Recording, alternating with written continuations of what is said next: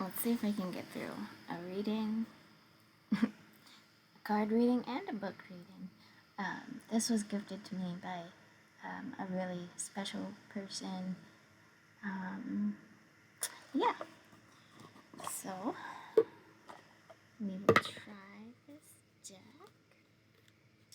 Healing with the Angels Oracle cards.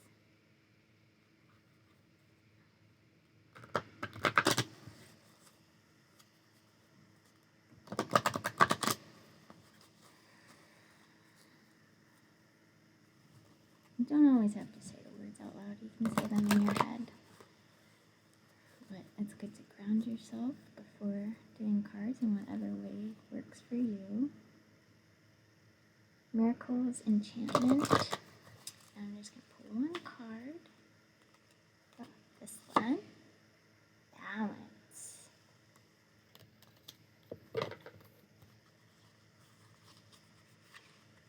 Cute. BBB. Card meaning. Has your schedule been lopsided lately? Be sure to balance your time between work, play, spirituality, exercise, and relationships. The angels know that you're busy with many earthly demands on your time. They want to help you with your responsibilities through the process of balance. Whenever our schedules become disproportionate, our energy drops. Lowered energy creates the illusion that there isn't enough time in the day, so a vicious cycle of the limitation ensues. Your angels ask you to add regular doses of meditation, exercise, and play to your days. They know that balancing your life between work, play, spirituality, exercise, and relationships helps you to grow and feel joy. If you feel overwhelmed by your responsibility, don't hesitate to ask God and your angels to lift your burden. I do most of that every day. And then I have this lovely book, and like usual, used it like an oracle and flipped it open to page 128. The Well and the Flame by Starhawk.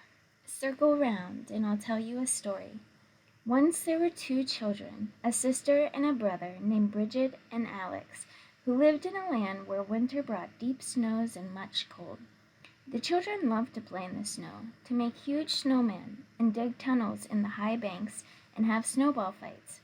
But every year they waited eagerly for Bridget's holiday to come around, for they knew it meant the days would be getting longer and that someday spring would come again. One year winter was especially harsh. Day after day, clouds filled the sky with snow piled up on the streets. Night after night, a cold wind howled around the corners of the houses and blew smoke back down the chimneys.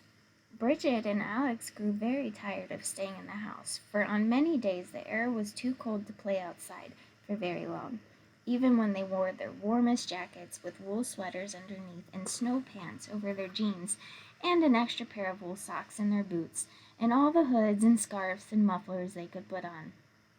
When they did go outside, they were so bundled up they could only waddle like penguins, and they were very tired of making snowmen and snow forts. How long will winter last? They asked their mother. Only the goddess knows, their mother said. Where can we find her to ask her? Bridget asked. Their mother smiled. Light a candle on Bridget Eve, look into the flame with an open heart, and wait. Who knows? Maybe she'll come to you. After all, you are named for her. So on Bridget Eve, the two children lit a candle with their mother's help, placed it on the table, and looked deep into the flame. After a while, the flame seemed to grow and grow until it filled the whole room with a glorious light, and a beautiful woman appeared. Her hair was as bright as living fire, her face dark as old wood, her cloak golden as a sunbeam. I am Bridget of the Holy Well and Sacred Flame, she said.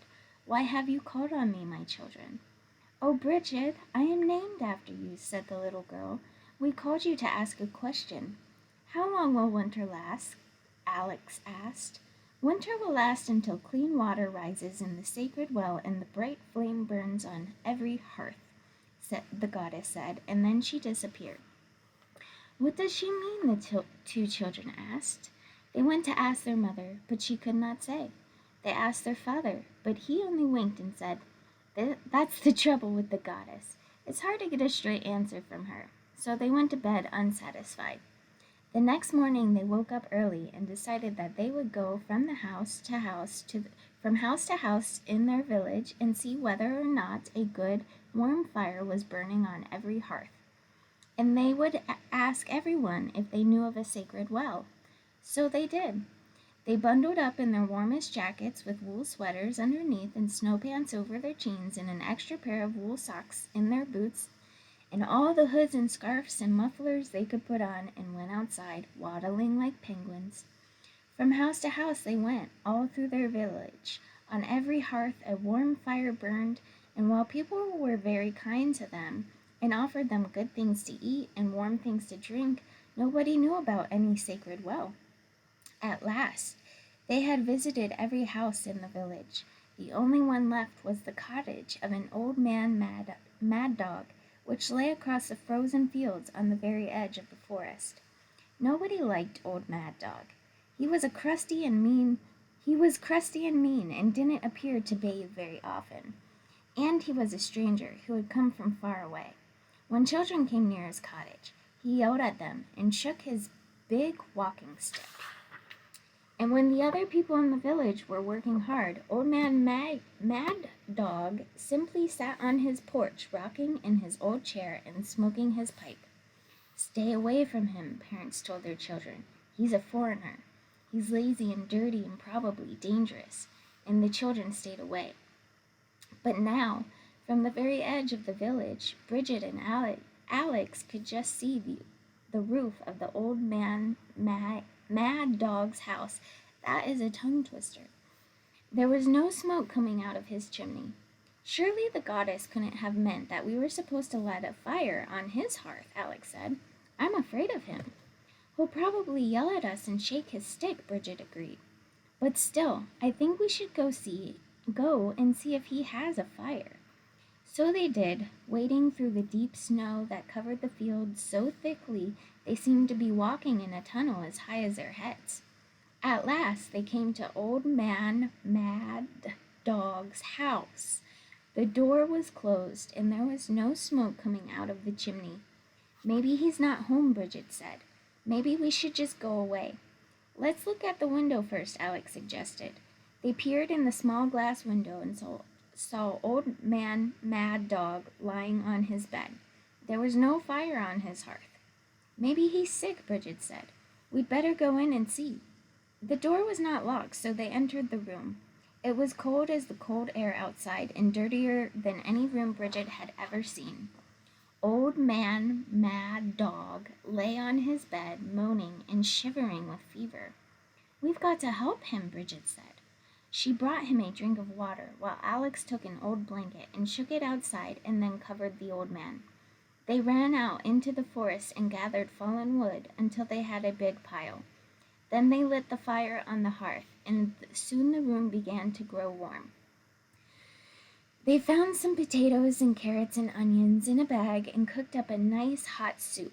While it was simmering, they cleaned the house and swept the floor and washed the dishes. Finally, old man Mad Dog was warm enough to sit up and drink some soup. Pesky children, he said in a gruff voice. I never did like children. Still, I suppose I ought to thank you. That would be polite, Bridget told him. But what we really want to know is whether you've ever heard of any holy well around here, Alex said. Holy well, Jingle Bell, old man Mad Dog said. I don't hold with your holy wells. The only well I know of is that the old fallen-in well in the woods, and it's all full of garbage. Bridget and Alex looked at each other. Garbage? That didn't sound very holy. But still, it was the only well anyone had told them about all day. I guess we'd better go look for it, Alex said. We'll bring in some more wood before we go, and when we get home, we'll send our mother and father to take care of you. Don't do me any favors, said old man Mad Dog, but they both felt he didn't really mean it. Once again, they bundled up in their warmest jackets with wool sweaters underneath and snow pants over their jeans and an extra pair of wool socks in their boots and all the hoods and scarfs and mufflers they could put on and went outside, waddling like penguins. They went deep into the forest, following the openings between the trees. At last they came to a small clearing, in the center of the ring of stones, all tumbled down and scattered. They looked inside and saw nothing but a small puddle of frozen mud, all choked with stones and leaves and garbage. Could that be the holy well? Bridget asked. It doesn't look much like it, Alex said. But maybe if we clear it out a bit, we'll be able to see some water. They began prying up the stones and pulling out big lumps of things, which turned out to be cans and bottles and old rotting papers. Bridget took a big stick to clear away the fallen leaves. Alex took off his mittens and scooped out the mud, and soon clear water began to rise through the mud. We can't do much more, Alex said. It's starting to get dark. We'll have to come back tomorrow and bring a shovel. But at least we've begun, Bridget said. You've done well, a voice said from behind them. They turned and saw the beautiful woman with hair bright as flame and a face as dark as old wood. You've begun the work, and that is all anyone can do. Is this your holy well? Bridget asked the goddess. Yes, it is. A long time ago, the people of the village tended my well carefully, keeping it clean and dressing it with flowers in the spring. But now they have forgotten the way here, just as they have forgotten the law of kindness to strangers. Without the warmth of loving kindness, how can the days grow warm again? And when my clear springs are choked with dirt, how can the rains of spring fall? We'll remind them, Bridget promised. We'll bring everyone out here to finish cleaning up the well, and we'll make sure to keep a warm fire burning on Old Man Mad Dog's hearth, Alex added, even if he isn't a very nice man. The goddess smiled. Good. You have lit my fire and cleaned my well, and now I will tell you a secret. Inside the heart of every girl and boy is a holy well, full of the waters of love and joy and new ideas. That is the well you must keep clean, because it can be easily choked by hatred and greed and selfishness. And inside you is also a sacred flame, the flame of life. That is the fire you must tend to and feed and keep burning so that you can grow to be strong and wise and brave. Will you do that? We will do our best, they promised. And now, will spring come? Bridget asked. Spring will come, the goddess promised, and she winked at them. Spring will come as soon as winter's over. And it did. There's a song to go along with it. I can't read music very well, so, and my voice is tired from all this, but this is a really cool book, and it's got a lot of really great information in it. So anyway, that's my reading for tonight. I hope you have a beautiful, blessed evening, and I wish peace and love, and everybody that's donating to the natural disasters that are happening is going to bring about harmony, balance, and world peace.